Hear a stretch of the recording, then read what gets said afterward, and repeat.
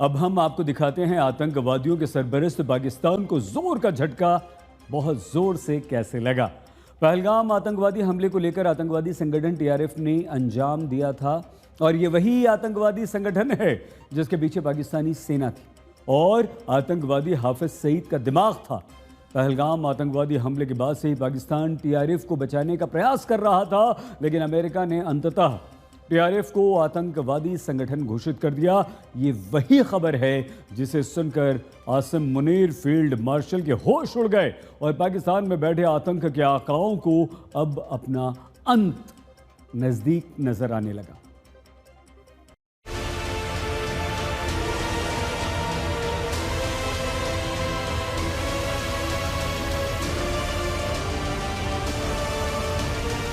पहलगाम हमले की जिम्मेदारी आतंकी संगठन टीआरएफ ने ली थी।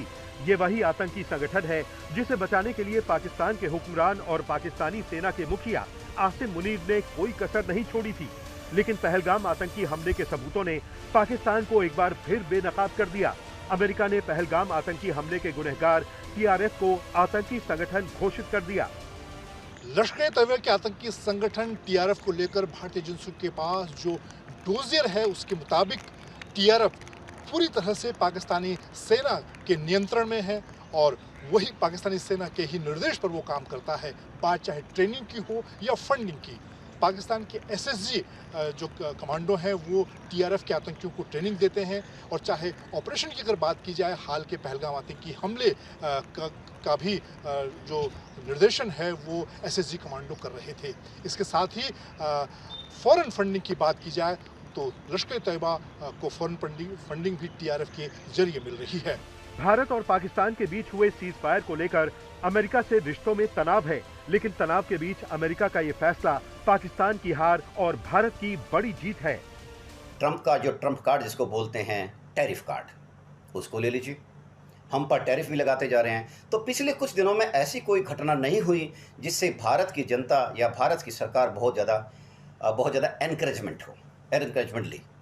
ये देखते हुए शायद अमेरिका ने ये सोचा कि ये सही टाइम है, जबकि कुछ महीनों के बाद अमेरिकन प्रेसिडेंट ट्रंप की यहाँ यात्रा होने वाली है और ये सोचा कि ग्राउंड बनाने का ये एक अच्छा मौका होगा। शायद ये सोचते हुए उन्होंने टीआरएफ को अल्टीमेटली अंततः है आतंकवादी घोषित कर दिया। अमेरिका से आई खबर के बाद चीन के बयान से पाकिस्तान को मिर्ची लग गई, क्योंकि चीन ने भी पहलगाम आतंकी हमले की निंदा करते हुए टीआरएफ जैसे आतंकी संगठनों को बड़ा खतरा बताया है। अमेरिका के बैन के बाद अब टीआरएफ को लेकर पाकिस्तानी सेना नई रणनीति पर काम कर रही है, लेकिन ऑपरेशन सिंदूर के बाद फिलहाल लश्कर-ए-तैयबा और टीआरएफ के हेडक्वार्टर को मुरीदके से बहावलपुर शिफ्ट कर दिया गया है। दिल्ली से मैं जितनेगी आज तक। टीआरएफ में अमेरिका के बैन के बाद से ही लगातार इसे भारत की एक बड़ी कूटनीतिक जीत के तौर पर देखा जा रहा है। अब आपको आतंकी संगठन टीआरएफ यानी द रेजिस्टेंस फ्रंट की कुंडली के बारे में भी बताते हैं, यानी ये कब बना, क्यों बना, कैसे बना और कैसे काम करता है। दरअसल ये भी आपके लिए जानना बेहद जरूरी है। दरअसल जम्मू कश्मीर में धारा 370 हटने के बाद से ही पाकिस्तान की खुफिया एजेंसी आईएसआई और देश के सबसे बड़े दुश्मन हाफिज सईद इस संगठन के पीछे हैं। संगठन की पूरी फंडिंग पाकिस्तानी सेना करती है और पाकिस्तान में आतंक के आका संगठन को ऑपरेट करते हैं। यानी ये चार बड़ी खुफिया एजेंसी, चार बड़े कारण हैं जो आपको बताएंगे कि आखिरकार 370 के बाद ये क्यों बनाया गया। इसके अलावा लश्कर-ए-तैयबा का इसका एक मुखौटा है, पाकिस्तान सेना की इसको फंडिंग मौजूद है और पाकिस्तान से ही ये संचालित किया जाता है। यानी इसकी जो पूरी भागदौड़ है वो लगातार पाकिस्तान से ही चलाई जाती है। अब आपके लिए यह भी जानना जरूरी है कि इस संगठन कैसे काम करता है। यानी भारतीय सुरक्षा एजेंसी लगातार टीआरएफ के आतंकियों का खात्मा करने पर लगी है। इस संगठन का संस्थापक रहा मोहम्मद अब्बास शेख को सुरक्षा बलों ने सितंबर 2021 में ही ढेर कर दिया था। अब्बास शेख के खात्मे के बाद से ही लगातार संगठन की कमान बासित अहमद डार ने संभाल ली, जिसे मई 2024 में मार गिराया गया। इसका एनकाउंटर मई 2024 में कर दिया गया था। अब सुरक्षा एजेंसीज को संगठन के नए मुखिया यानी शेख सज्जाद गुल की तलाश है।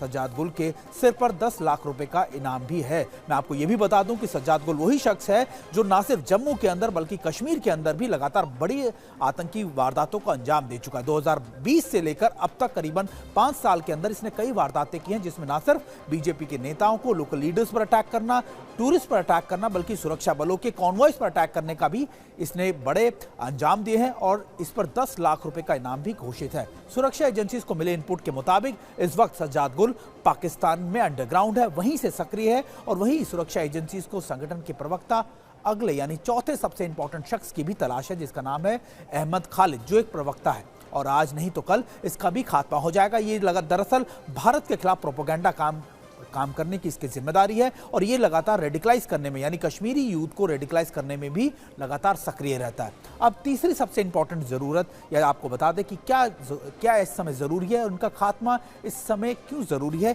ये भी आपको समझा दें। दरअसल टीआरएफ ने पहलगाम आतंकी हमले को अंजाम दिया था, जिसमें हिंदू सैलानियों को निशाना बनाया गया था। इससे पहले अक्टूबर 2024 में भी गांदरबल में टीआरएफ ने कश्मीर से बाहर से आने वाले मजदूरों को निशाना बनाया था। जून 2024 में टीआरएफ ने सियासी में यानी रियासी के हिंदू सैलानियों को भी निशाना बनाया था। तो सितंबर 2023 में सुरक्षा बलों पर हमला भी इसी की तरफ से किया गया। जांच एजेंसियों के रिकॉर्ड बताते हैं कि जुलाई 2020 से बीजेपी नेता की हत्या में भी टीआरएफ ने ही अंजाम दिया था, यानी लगातार 2020 से ये सक्रिय है और इसके खात्मा इसलिए जरूरी है क्योंकि एक मुखौटा है एलईटी का और लगातार ये एलईटी के उन कामों को लगातार करता है जो एलईटी इस समय जम्मू कश्मीर में नहीं कर पा रहे, यानी ना सिर्फ जम्मू कश्मीर के युवाओं को रेडिकलाइज करना बल्कि सुरक्षा बलों पर अटैक करना। और यही वजह है कि इसे भारत की न सिर्फ एक बड़ी कूटनीतिक जीत के तौर पर देखा जा रहा है बल्कि टीआरएफ पर शिकंजा कसने के लिए भी एक बड़ा मील का पत्थर माना जा रहा है।